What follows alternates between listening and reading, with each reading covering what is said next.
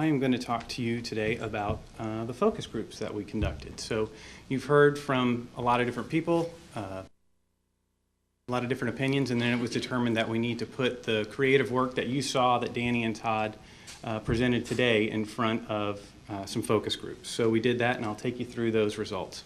By the way, there's a top-line report from these focus groups, as well as I'm going to play for you a small clip of some highlights from those groups that we'll be able to put at redshieldtoolkit.org, so you can all go back and reference it later if you'd like.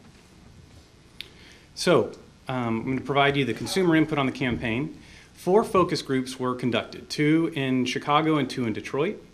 And the way the specs we used to recruit these folks were to charitable organizations, have household incomes of a minimum of $75,000 plus, and almost, well, I'll just say a majority of the people who participated in the groups actually had a household income of over $100,000.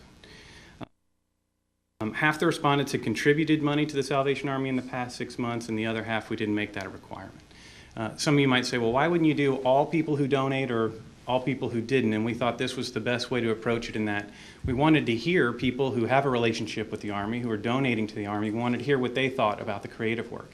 Yet at the same time, of course, our goal is to broaden the Army's horizons and talk to people who might not be donating to the Army but are donating to charities, and we wanted to hear what they had to say as well. I know Todd Bassett is going to leave in a minute, and I want to tell him that after I heard his speech, when I start to hear Salvation Army officers do this, when I start to see them do this, I'm going to think about what you said. It's got a double meaning now.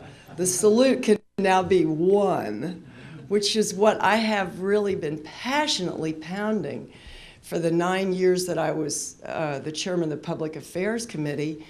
I just felt like the frustration was so great that I ended up making this video, Salvation Army 101, just so that people would know what the Salvation Army was. And talk about the Richards Group a little bit. Obviously, it's something that I'm very proud of, and I want you to have an understanding of who your advertising resource is.